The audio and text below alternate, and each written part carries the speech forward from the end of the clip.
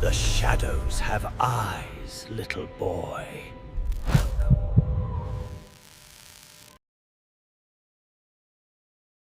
इस कहानी के लेखक है संजय कांबले। कैसी काली गंदी जुबान है तेरी।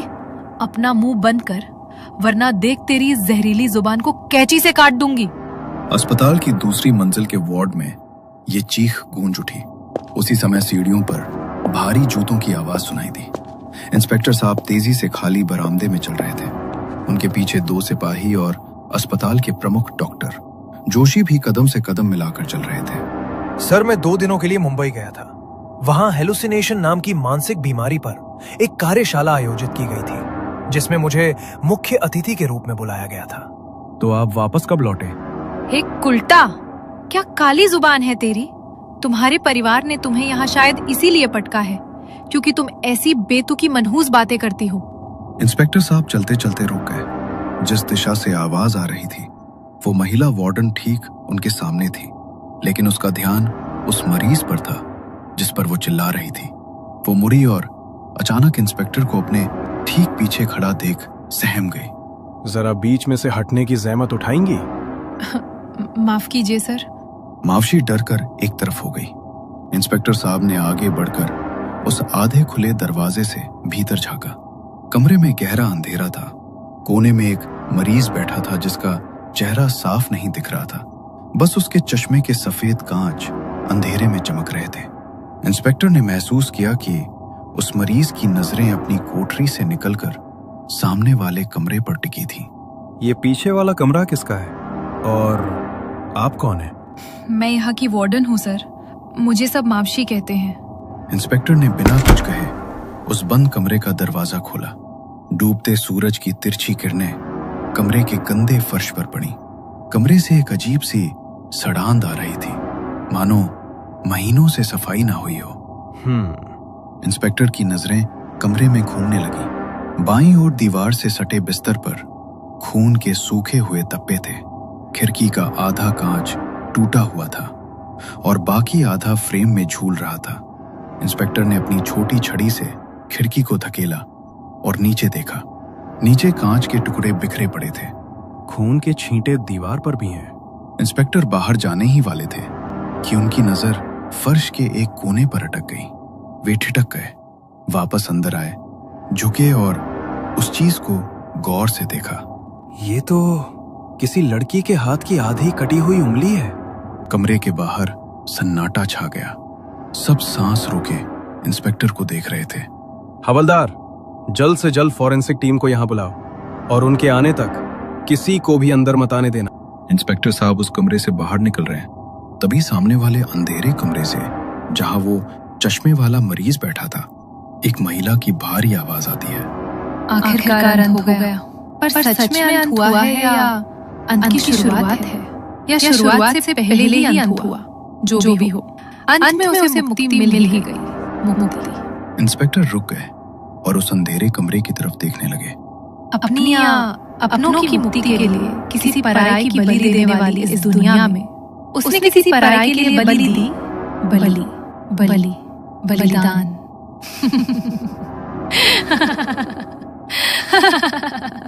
उस पागल महिला की बहकी बातें सुनकर महिला वार्डन ने गुस्से से उसके कमरे का दरवाजा बंद कर दिया और बोली, सर, ये सुजाता है।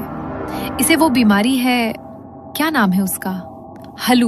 हेलुसिनेशन। हाँ वही। इसे भूत प्रेत दिखते हैं। कैसे कैसे अजीब लोग आते हैं इस पागल खाने में। इंस्पेक्टर साहब ने उसकी बातों को नजरअंदाज किया और आगे बढ़े। वे गलियारे के अंत में बने जर्जर बाथरूम के पास पहुंचे। वहां अस्पताल का चौकीदार और मावशी का पति खड़े थे, जो पुलिस को देखते ही सहम कर हट गए। अंदर कोई है? कोई जवाब नहीं आया। इंस्पेक्टर अंदर दाखिल हुए। सफेद फर्श पर मुंह के बल एक लाश पड़ी थी। पास ही एक स्टेनलेस स्टील का धारदार चाकू पड़ा था, जो बल्ब की पीली रोशनी में चमक रहा था। गला रेत कर मारा गया है। चाकू के दांतों में मांस के लोथरे और सूखा खून फंसा था। गले से बहा खून फर्श पर जम चुका था, जिससे वहां एक गाढ़े लाल रंग की मोटी परत बन गई थी। मरने वाले की आंखें खुली थी और शीशे की तरफ देख रही थी। इंस्पेक्टर ने शीशे पर देखा। वहां खून से 2 शब्द लिखे थे, लेकिन संदेश अधूरा था। हत्यारा अंदर आया, कत्ल किया और आसानी से चला भी गया, और किसी को भनक तक नहीं लगी। यहाँ का चौकीदार क्या कुंभकर्ण की नींद सो रहा था? सब खामोश थे। तभी इंस्पेक्टर की नजर वॉश बेसिन पर रखे एक मोबाइल फोन पर पड़ी। उन्होंने जेब से रुमाल निकाला और फोन को उठाया। डिस्प्ले ऑन है और साउंड रिकॉर्डर चल रहा है। शायद ये मैसेज कातिल ने रखा था वहां मौजूद हर एक के लिए। मोबाइल फ्लाइट मोड पर था। शायद कातिल नहीं चाहता था कि रिकॉर्डिंग के बीच कोई कॉल आए। इंस्पेक्टर ने रिकॉर्डिंग सेव की और प्ले बटन दबाया। एक गहरी खामोशी के बाद स्पीकर से एक युवक की आवाज गूंजने लगी। प्यार। लोग कहते हैं ये प्यार अंधा होता है। प्यार इस दुनिया की सबसे खूबसूरत कल्पना, लेकिन कभी कभी ये एक डरावनी हकीकत बन जाता है। वहां मौजूद हर शख्स, डॉक्टर, मावशी, सिपाही, उस आवाज को ध्यान देकर सुनने लगे। ये संदेश शायद उन सब के लिए ही छोड़ा गया था। मैंने भी प्यार किया, उसके चेहरे पर मुस्कान लाने के लिए सब कुछ किया, लेकिन सोचा नहीं था कि मेरे अंधे प्यार का अंत खून से लथपथ इस मंजिल पर होगा। ये अंत है या शुरुआत, इसका फैसला आप कीजिएगा। इस सब की शुरुआत कुछ सप्ताह पहले उस रात हुई। रात के 10 बजे थे। सर्दी का मौसम था और चांद बादलों के साथ लुका छिपी खेल रहा था। हम दोस्त चौराहे पर खड़े थे, तभी माहौल बदल गया। बचाओ!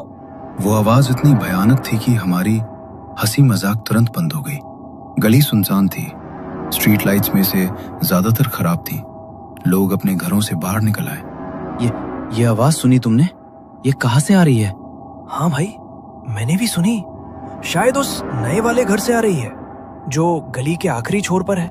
हम दोबारा वही चीख सुनाई दी। इस बार दिशा साफ थी। हम सब उस घर की तरफ भागे।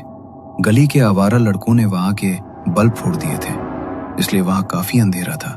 लेकिन उस घर के दरवाजे पर लगा एक बल्ब अंधेरे से लड़ रहा था। उस घर में कुछ दिन पहले ही एक परिवार आया था। एक मेडिकल की छात्रा, बेहद खूबसूरत, 20-22 साल की होगी। उसके चेहरे पर सुबह की धूप जैसी ताजगी थी, लेकिन आंखों में एक गहरी उदासी और नींद की कमी साफ दिखती थी।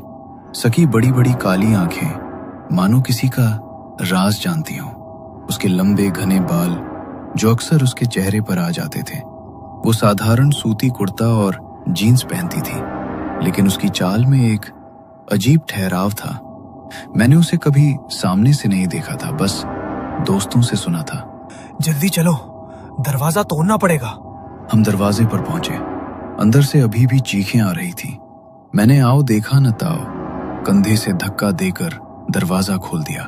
अंदर का नजारा देखकर हमारे पैरों तले जमीन खिसक गई। उसकी माँ दीवार का सहारा लेकर रो रही थी और सामने वो लड़की एक कुर्सी पर बैठी थी। उसके पिता उसे कसकर पकड़े हुए थे और उसका सगा भाई अपनी ही बहन को रस्सियों से बांध रहा था। ये क्या कर रहे हैं आप लोग? अपनी ही बेटी के साथ, छोड़ दीजिए उसे। लड़की सिसक रही थी। वो सफेद गाउन में थी, बाल बिखरे हुए। रस्सियों की रगड़ से उसकी कलाइयों से खून रिस रहा था। उसकी नीली आंखों में एक गहरी थकान थी, जैसे वो सदियों से लड़ रही हो। उसे देखते ही मेरे मुंह से बस एक ही बात निकली, कर्स्ड ब्यूटी, एक शापित सौंदर्य।